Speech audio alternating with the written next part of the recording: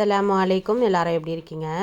நீங்கள் நம்மளுடைய வீடியோவில் இஃப்தார் ரெசிப்ஸ் தான் பார்க்க போகிறோம். இந்த வீடியோ ஃபுல்லாக பாருங்கள். வாங்க வீடியோக்குள்ளே போகலாம்.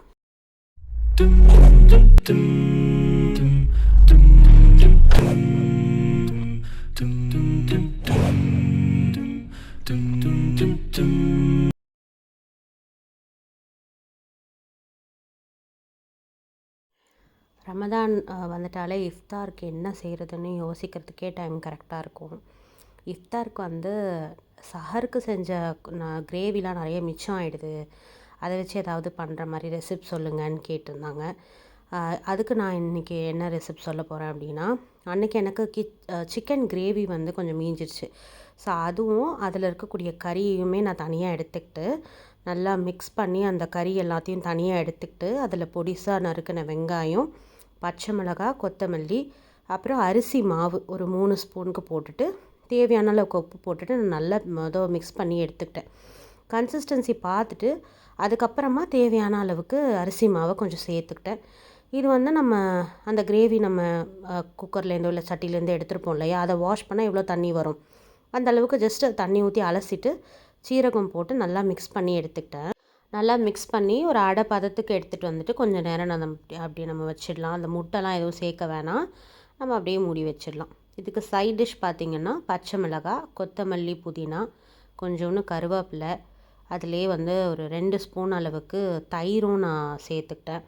சேர்த்து போகிற நிறமையில் இருந்த புதினால எல்லாத்தையும் பொறுக்கி கடைசி பேட்சாக இருந்தது எல்லாத்தையும் நம்ம சட்னி செஞ்சிடலான்னு எடுத்துட்டேன். ஒரு 2 ஸ்பூன் அளவுக்கு தயிர், அதில் கொஞ்சம் சீரகம், நல்லா ஒரு விரல் அளவுக்கு பார்த்திங்கன்னா இஞ்சி, கல்லுப்பு. இதிலே நீங்கள் தேங்காய் ஒரு 2 ஸ்பூன் சேர்த்தாலும் ரொம்ப நல்லாயிருக்கும், இல்லைனாலும் ஒன்றும் பெரிய டிஃப்ரென்ஸ் தெரியாது. அதை நம்ம சட்னிக்கு ரெடி பண்ணிக்கிட்டோம்.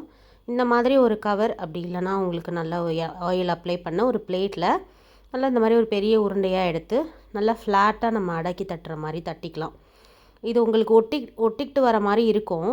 ஆனால் நீங்கள் கொஞ்சம் தண்ணி தொட்டுட்டு ரொம்ப தண்ணி தொடாமல் லைட்டாக தண்ணி தொட்டுட்டு பண்ணிங்கன்னா இந்த மாதிரி ஒரு அளவுக்கு உங்களுக்கு வந்துடும். அடுப்பில் வச்சும் ஒரு அளவுக்கு நீங்கள் தட்டுங்க. ஸோ அது என்ன ஆகும்னா நல்லா உங்களுக்கு மெல்லிஸாக கிறிஸ்பியாக வரும். ஸோ ஒரு அளவுக்கு கொஞ்சம் நேரம் வச்சுட்டு பார்த்தீங்கன்னா இந்த மாதிரி நமக்கு கிடைக்கும்.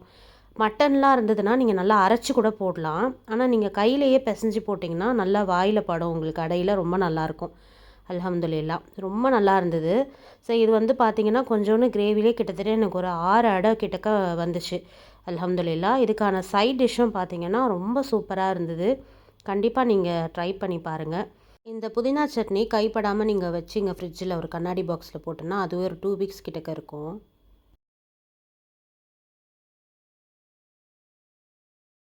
இன்னொரு நாள் பார்த்திங்கன்னா ஒரு ரேண்டம் டேஸில் எடுத்தது தான் கனவா கிரேவி சஹருக்கு செஞ்சுருந்தேன்.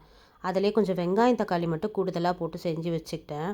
அதுக்கு ஊற்றிக்கிறதுக்கு வெண்டைக்காய் போட்டு மோர் குழம்பு வச்சுருந்தேன். சும்மா தயிர் தாளித்து தான் வச்சுருந்தேன். ஸோ அது சஹருக்கு எடுத்து வச்சுருந்தது. கொஞ்சம் நான் இந்த நோன்பு திறக்கிறதுக்கு இதில் ஏதாவது செய்யலான்னு பிளான் பண்ணி தான் நான் இதை உங்களுக்கு காட்டுறேன். அந்த மாதிரி மீந்துருச்சுன்னா கூட சீ ஃபுட்லேயுமே இந்த மாதிரி கொலக்கட்டை செய்யலாம். அரிசி மாவை நல்லா சுடு தண்ணி போட்டு நல்லாவே நீங்கள் மிக்ஸ் பண்ணி எடுத்துக்கிட்டு குட்டி குட்டியாக இந்த மாதிரி உருண்டை தட்டி பிள்ளைங்களையே நீங்கள் சொன்னீங்கன்னா அழகாக அவங்க செஞ்சு கொடுத்துருவாங்க. இதில் ஃபுல் அண்ட் ஃபுல் என்னோடய பொண்ணு தான் ஃபுல் சப்போர்ட்டு. அல்ஹம்துலில்லாஹ். அவங்களுமே நோன்பு வச்சுட்டு நிறைய ஹெல்ப் பண்ணாங்க. பிள்ளைங்களுக்கு அந்த மாதிரி நம்ம சொல்லி கொடுக்கும்போது நம்மளும் சாப்பிட்றோம், நம்மளும் இந்த வீட்டில் இருக்கோம், நம்மளும் வேலை பார்க்கலாம் அப்படின்னு அவங்கள ஒரு என்கரேஜ் பண்ண மாதிரி இருக்கும். அல்ஹம்துலில்லாஹ். ஸோ அவங்க தான் செஞ்சாங்கன்னும் போது அவங்களுக்கு ஒரு ஹாப்பினஸ். ஸோ அவங்க ரொம்ப கேட்டு இந்த ரெசிபி கேட்டதுனால நானுமே அவங்கள ஹெல்ப் வச்சு நானுமே இதை செஞ்சேன். கொலக்கட்டை போட்டுகிட்டே நீங்கள் கொஞ்சம் ஷேக் பண்ணி விட்டீங்க அப்படின்னா ஒட்டாமல் வரும். ஒரு 2 மினிட்ஸில் பார்த்தீங்கன்னா உங்களுக்கு கொஞ்சம் லைட்டாக தண்ணி வற்றோடனே ஒரு 1/2 டம்ளர் தண்ணி சேர்த்துட்டு ஒரு 5 to 6 மினிட்ஸ் வச்சிங்கன்னா உங்களுக்கு ரெடி ஆயிரும் கொலக்கட்டை. ரொம்பவே டேஸ்ட் நல்லா இருந்தது. ட்ரை பண்ணி பாருங்கள்.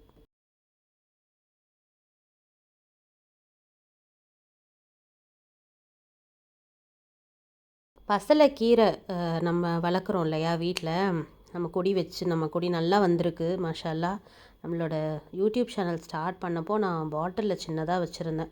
பயங்கர பெருசாக கொடியாக வந்துருச்சு மாஷா அல்லாஹ். கொஞ்சோண்டு பறிச்சுக்கிட்டேன். முருங்கைக்கீரை இல்லை. முருங்கைக்கீரை இறால் போட்டு பொடிமா தூவி ஆக்கலாம் அப்படின்னு நினச்சேன். முருங்கைக்கீரை இல்லை, இறால் மட்டும் இருந்துச்சு. பசலைக்கீரையில் செய்யலாம் அப்படின்ட்டு பசலைக்கீரை, வெண்டைக்காய், ப்ரான் போட்டு கொஞ்சம் மஞ்சத்தூள், பச்சை மிளகாய், அதிலே வெங்காயத்தை கட் பண்ணி போட்டு சோம்பையும் போட்டுக்கிட்டு கொஞ்சம் ஜீரகமும் போட்டுக்கோங்க. அதே மாதிரி இந்த பசலைக்கீரையோடு என்ன பண்ணேன், ஊர்லேருந்து அந்த கத்தி பசலை வந்திருந்தது, அதையுமே கொஞ்சம் ஆட் பண்ணிக்கிட்டேன். ரொம்ப நல்லா டேஸ்ட்டாக இருந்தது. நான் ஃப்ரீசரில் ஸ்டோர் பண்ணி வச்சுருந்தேன். ஸோ எல்லாத்தையும் மிக்ஸ் பண்ணி கொஞ்சம் நேரம் அது நமக்கு ரெடி ஆகிட்டோன்னே அரிசியை நல்லா நம்ம பொரிமா மாதிரி ரெடி பண்ணிவிட்டு பொரியரிசி நல்லா அரைச்சிடலாம். அரைச்சிட்டு ஃபைனலாக அதில் நம்ம மிக்ஸ் பண்ணி எடுத்துட்டோன்னா நோம்பு நேரத்தில் நமக்கு சூப்பராக இருக்கும். நோம்பு திறக்கும் போது யார் யாரெல்லாம் இதை நீங்கள் செஞ்சு சாப்பிடுவீங்க நோம்பு திறக்கும் போதுன்னு கண்டிப்பாக கமெண்ட்டில் சொல்லுங்கள். நாங்களுமே இதை நம்ம செஞ்சு சாப்பிட்ருந்தோம். ரொம்ப சிம்பிளாகவும் ஈஸியாகவும் இருந்தது. அல்ஹம்துலில்லாஹ். ஸோ அவ்வளோதான், இன்றைக்கி ரொம்ப சிம்பிளான ஒரு ரெசிபி எப்படி செய்கிறதுன்னு நான் உங்ககிட்ட காட்டிட்டேன். அல்ஹம்துலில்லாஹ். இன்னொரு யூஸ்ஃபுல்லான வீடியோவில் உங்கள் எல்லாரையும் சந்திக்கிறேன். அஸ்ஸலாமு அலைக்கும்.